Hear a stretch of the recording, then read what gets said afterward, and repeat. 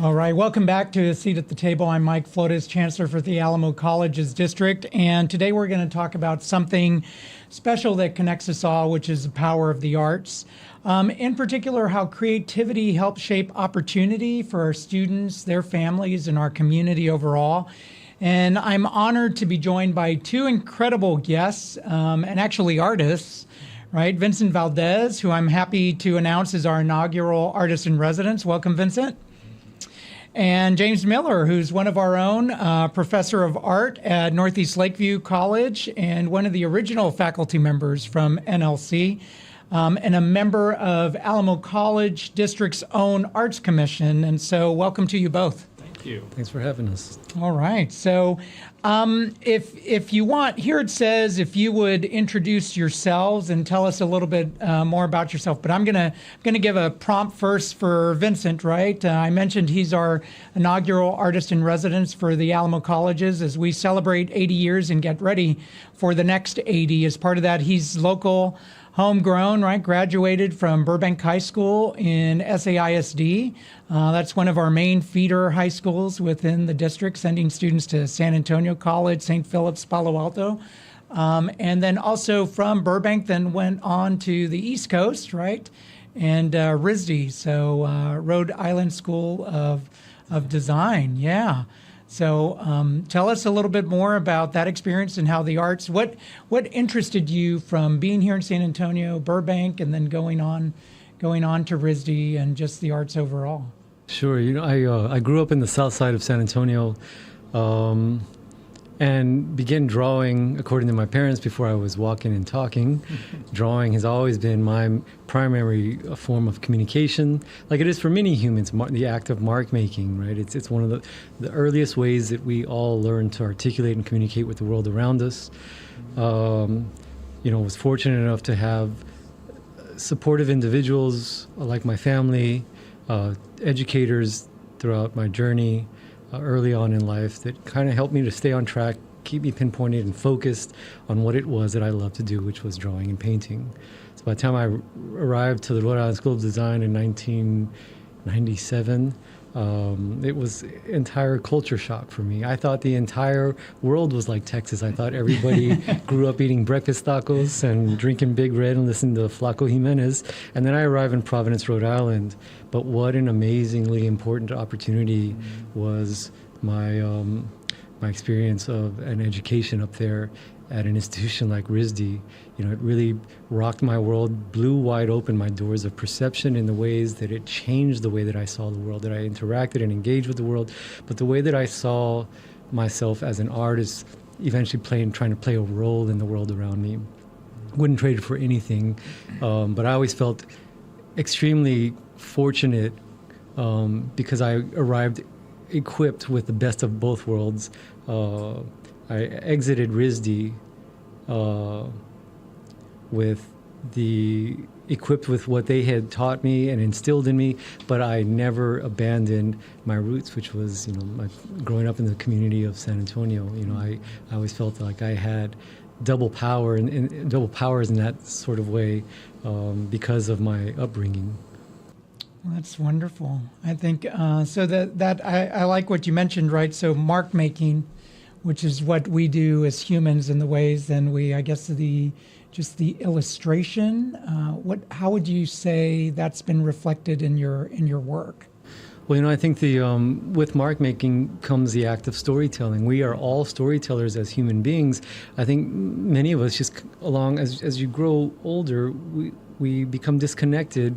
We even tend to forget the ways in which we all have our own stories to tell. For me as an artist, the artists that I really cherish and embrace the most, artists like Kathy Kollwitz, George Grosz, Paul Cadmus, the Diego Rivera, Siqueiros. These were individuals who had a story being told, powerful stories. Sprinkled into that chili bowl, my own family's, they are a long line of storytellers. My parents, my grandparents especially, but most importantly, I remember being inside the house of my grandparents' home in the south side of San Antonio. It it was like my first museum or gallery experience, because I would walk in as a child and every single wall was filled with the canvases of my late great-grandfather, Jose Maria Valdez. I didn't know him personally, but I knew him. We exchanged dialogue through his images on the walls. And at 3, 4, 5 years old, I was absolutely obsessed. How did he do this? What is this? And how can I do it and do it even better? And so in that way, he became my first teacher. He was like this invisible educator that was speaking to me, guiding me. And I think in this way, whether it's mark making, storytelling, singing, writing, dancing, speaking, these are the methods in which not only the tale of being human and human experiences survive, but this is the way that our entire legacy, of humanity and history and its history will survive, is through the storytellers. The storytellers become not only the mystics and the prophets, but they become the documenters of our time. It's a way of putting it all down record and making sure that this torch is passed on so that people don't forget.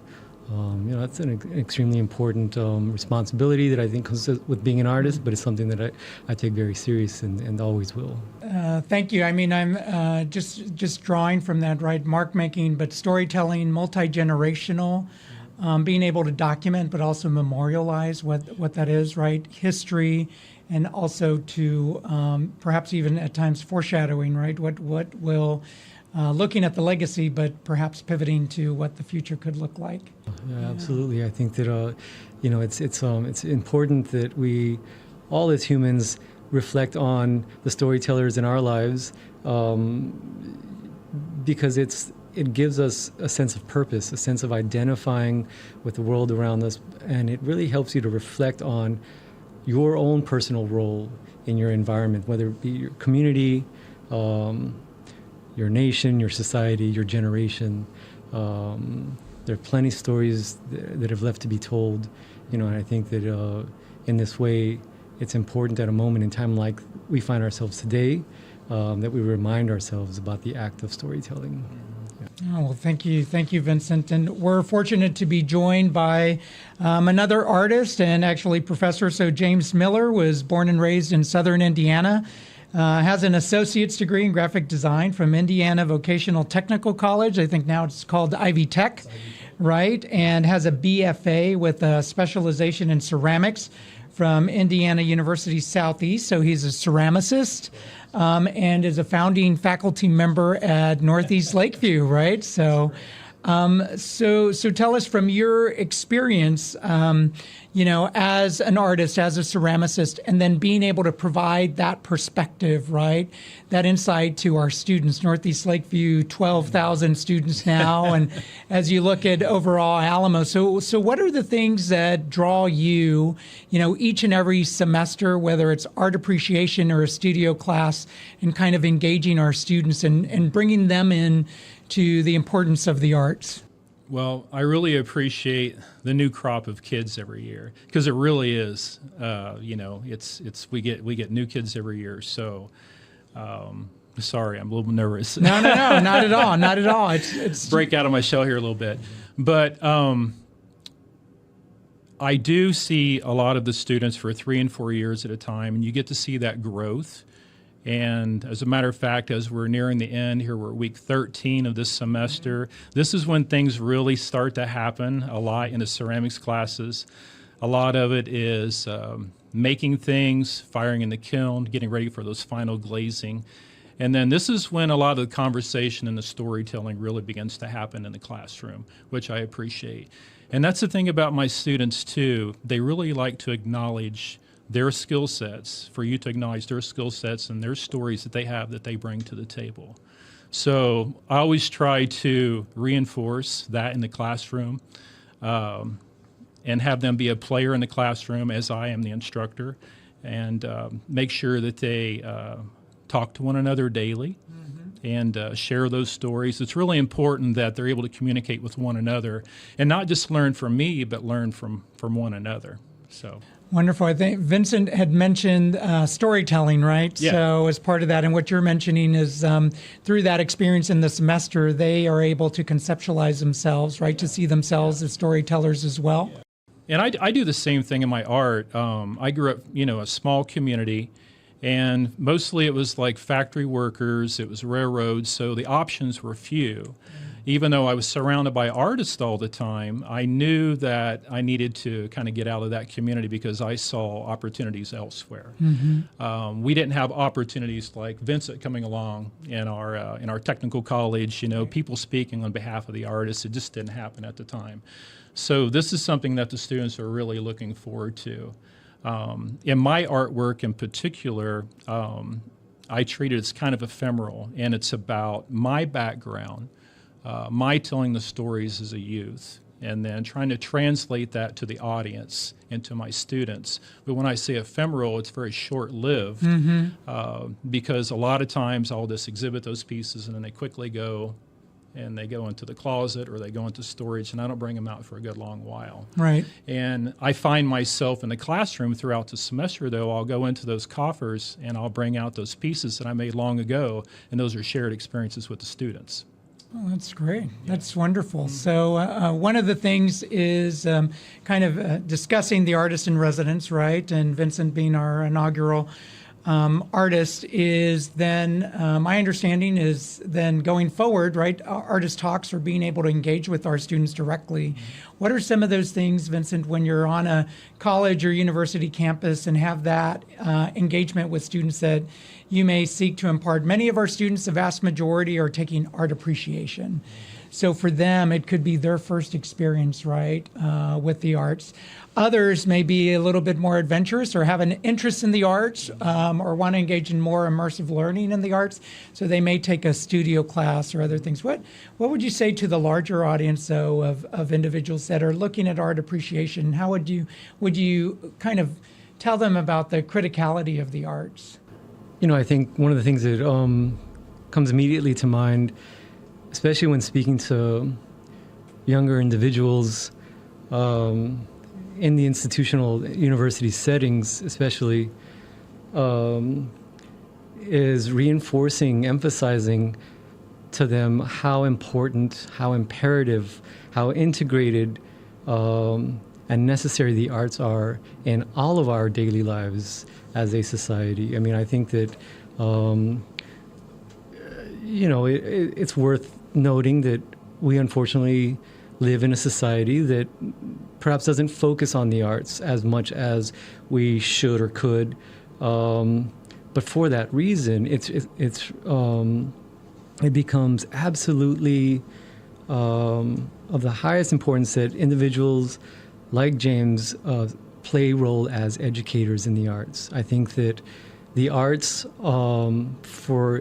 especially for young minds, enables individuals to learn to see the world from a different perspective. If you can find yourself at a moment in your life when you think about the most important incidents or experiences of your life, at age 17, 18, 19, almost always you can pinpoint in some way, in some manner, how the arts are somehow an intersection. I think that it's important to remind young people that the arts can serve as an outlet, not only for the most obvious approaches and reasons that like self-expression, but beyond that, it's learning to see the world through a new lens. Because if you can see the world through someone else's shoes from a different perspective, then it enables you to self-reflect and critically re-examine how you are engaging with that world at that moment in time, the role that you're here to play, how you can help to reshape the world. But it's also that can also be a very or somewhat scary notion about changing everything that you think you know or possibly have seen and try to see it in under a new light. I think that this is one of the most rewarding parts of the arts, is that it gives a whole new definition to what beauty is, to what the human experience is, and I think for me it's the seeking of it's not seeking out any answers in the ideas in the studio. I'm not seeking any solutions as an artist. What I'm seeking is the questions. If I can pursue the questions and present a question to the viewer, then just maybe we can both see the world through a different lens, and so there's a reason that we are still so intrigued by a 500-year-old canvas or an ancient scribble on a cave somewhere in the world. These are so directly tied into our human experience that it's so instinctive. It's part of our human DNA, right? And so I feel so honored to be a tiny, tiny speck on this historic timeline and legacy of art makers, image makers, and creative thinkers. It's not an easy life. It's not an easy path, but I wouldn't trade it for anything in the world, I would say art makers, image makers, I'd add educators, right, as part of that. One of the things I think, as we look at as an educator, right, James, going over your decades of experience as an artist and an educator, do you see some of that evolution? Vincent was talking about generations and probably centuries, but in many cases, our students their first interaction with you may be over 16 weeks, right? Maybe over a term. I know that several of them may come back over their tenure at NLC as they get their degree. But do you see some of that evolution in the 16 weeks, perhaps, in an art appreciation or in a studio class, or at least the inkling of an evolution or questioning? I see that evolution. And you talked about mark making earlier, and one of the artists I will always introduce to my students early on, whether it be art appreciation, ceramics design, or whatever, is Basquiat, Jean-Michel Basquiat, as a mark maker. And so that's a foundation to get the kids talking about their past experiences, likes and dislikes, and how they communicate with the world and between themselves. But a lot of these kids, too, I tell them that, you're going to be here with me today for 2 hours and 50 minutes in classroom, but I said the real educator is outside the classroom. Go outside and breathe the air, walk around campus. I champion Andy Goldsworthy and James Terrell as artists. I really love their art making. And, just getting them to think outside of the syllabus a little bit, right, and outside of that assignment, and to come back and reflect. And then we have little powwows in the class where we have our shared experiences that we all kind of gather around and we tell each other what happened over the weekend and before, we start the day. And early on, that kind of sets the stage. The students get comfortable with you. They get comfortable with one another. And I think that right there makes all the difference in the world. Because if you don't get comfortable with the student and they're not comfortable with one another, it's just a very static semester. It can be. And so the growth really takes off. Like I'll tell them from the very first assignment, I'll say, look, you don't have to wait until assignment 5 or 6 in this class for it to be your best assignment. I said, I want your very first assignment to be the best one. Right. And I said, you can only go down from here, so this is going to be your best one. And so we have wonderful critiques, and we don't wait for the final critique, say 3 weeks out from the assignment. We'll have like these precursor critiques where we catch things that maybe need a little work, and they hear from the other students what their likes and dislikes and what's working, what isn't. And so setting that stage early on, I really see that evolution throughout the semester. I do. Well, I always come back to the wise words, once you learn to see, you cannot learn to unsee. Right. Right. Once your eyes are wide open, it's hard to turn away from the world. It's hard to close them and go back to, that moment when before you discovered an entire world within the realm of art and art history.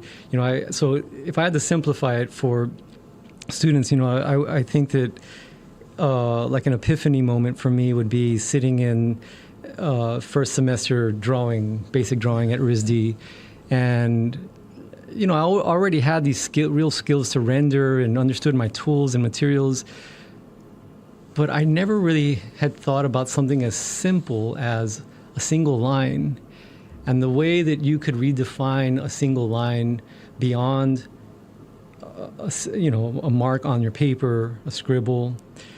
If you take that idea and walk outside the classroom, like James mentioned about going outside and just sort of feeling and seeing differently about a breath of fresh air, it's that same notion. Like, I started seeing lines in everything that was around me, from the design of a red light to the horizon line of a sunset, a city line, lines of buildings, architecture, even down to, let's say, something as obvious as a football game. It was no longer a football game. I started seeing movements as a line of scrimmage between two teams, the flow of a stadium, but the way that the human figures were interacting and moving as one sort of endless, infinite line. It was all motion. I was seeing drawings come to life, and that discovery will forever change the way that I saw. I could never go back and unsee those things. Now everything since then is always about an integral force of art that just exists beyond ways that most of us will ever conceive of or recognize or remember. It's an amazing thing, and I think that's what the power of art can do. It gives a whole new meaning to the way that you physically interact with the world, and beyond, whether that is emotionally, spiritually, and etc. It's a powerful force, and I think that it takes the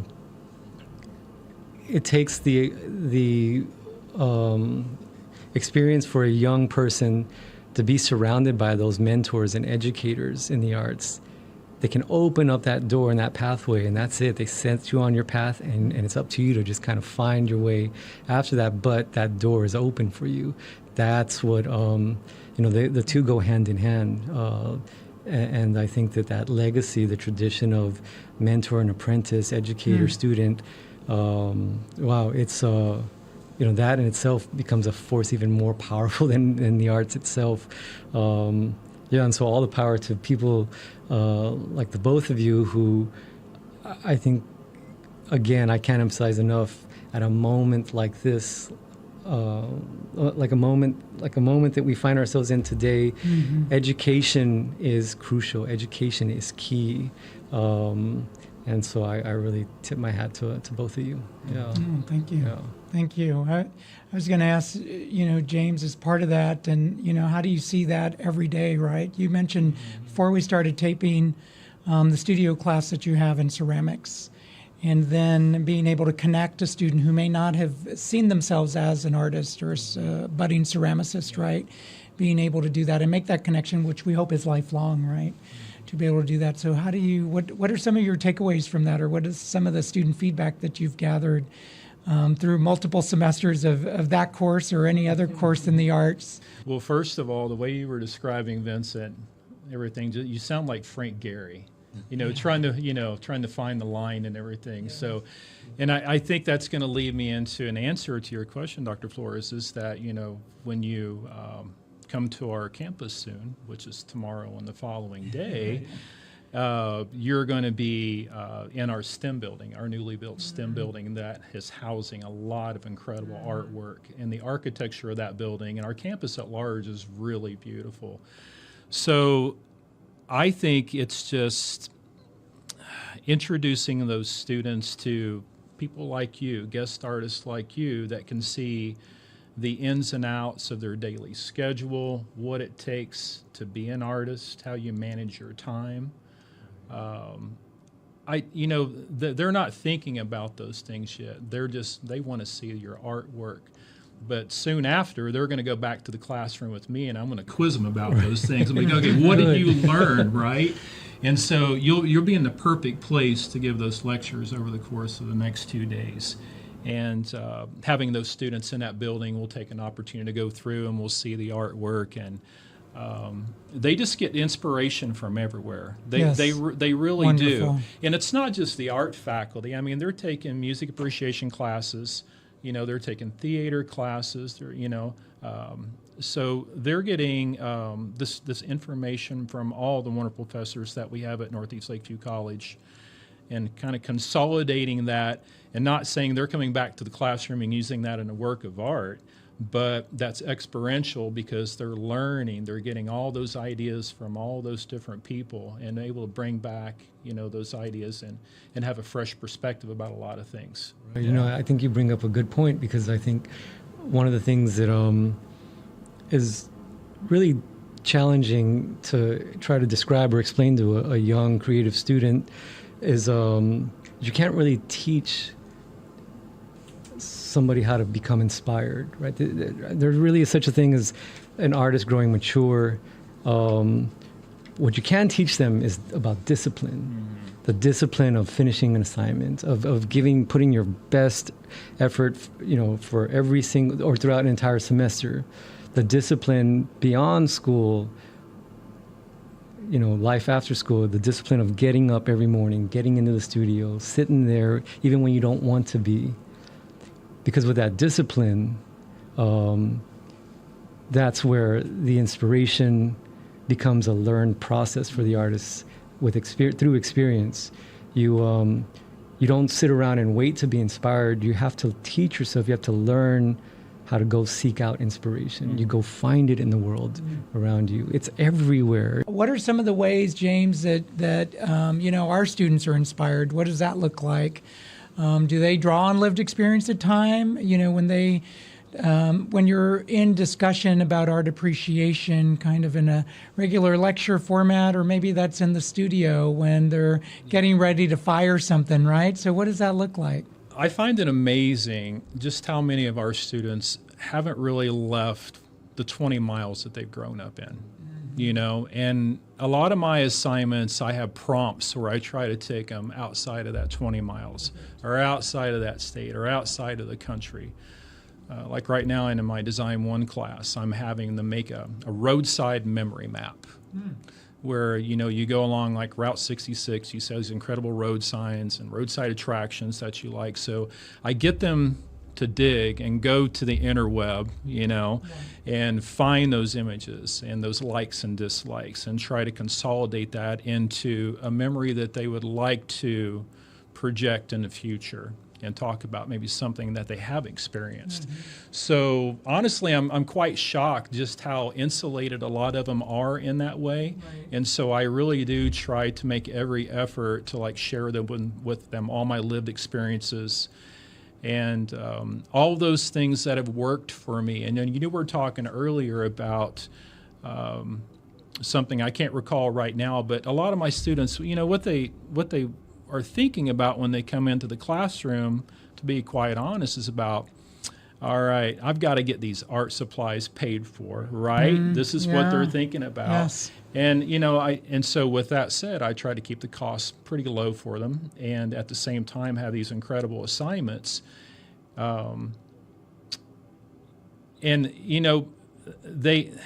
What they're thinking also is they've got to make mom and dad proud. They want to make artwork for the family, and I try to get them, okay, now hold on, we've got an art show coming up in the spring, I want to keep some of those back.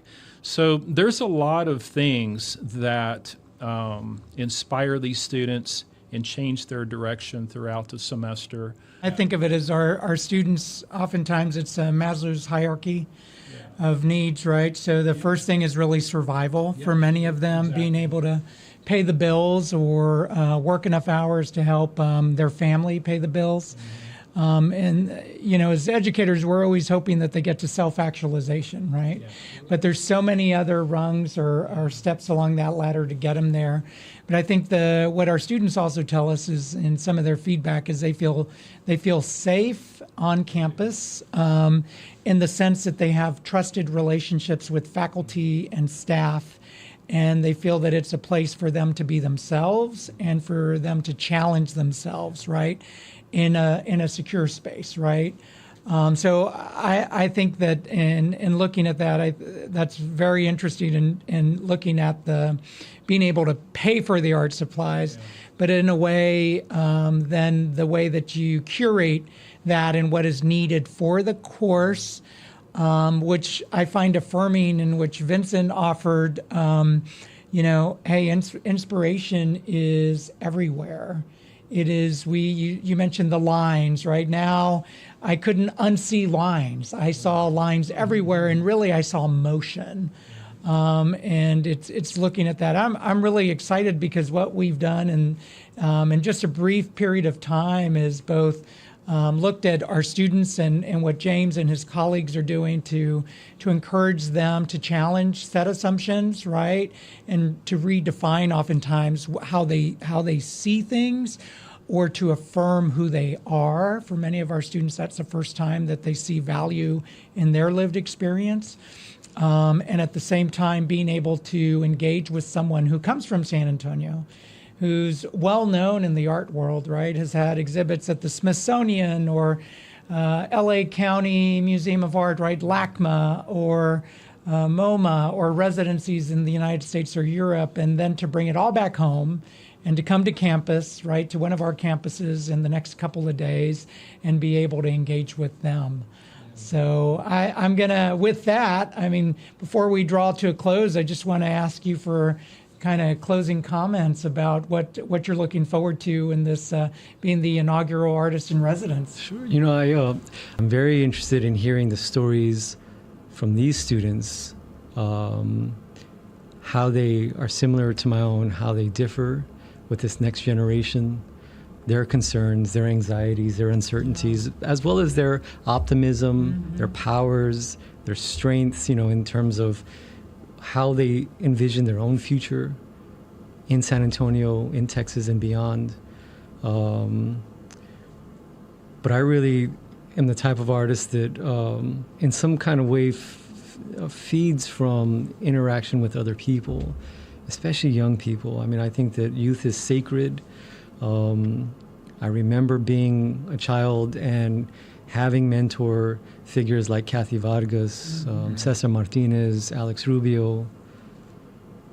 And I vowed back then that I would spend the course of my lifetime and career trying to not only carry on that torch, but to give it back, hand it off to the next wave of young minds so that they can, in turn, keep that fundamental tradition alive. And so I really welcome the opportunity. I'm grateful for it. So thank you to ACC for the offer. James, I'm going to enroll in your class because it sounds very exciting. Well, And, I just want to thank Dr. Flores, too, for this newly formed commission, because it's such a fantastic way to map out and sort of blueprint what we have as a district in terms of resources, shareable resources across the district, what we can do to best help our students, faculty, and staff, give them the resources they need. And maybe at the same time look for opportunities where we're lacking a little bit. Sure. I would like for the arts to be completely integrated into our curriculum. I wouldn't want them to be a second thought. They should be our first on the agenda in my eyes. Yes, Yeah. yes, of course. But thank you for everything. Sure appreciate it. Well, thank you for joining us today, James, as one of the original faculty members from Northeast Lakeview College. I think the experience and the engagement that you have with our students is definitely needs to be heralded, right? So I think and thank you for serving on the Arts Commission.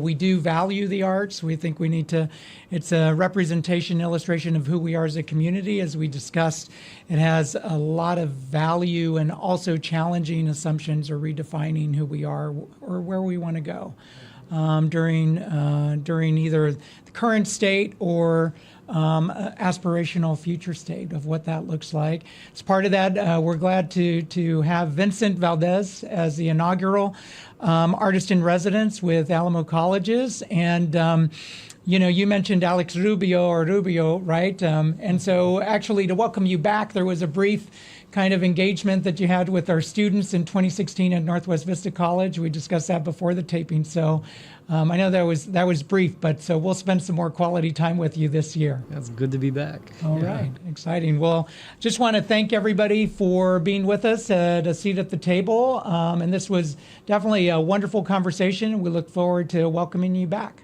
next episode.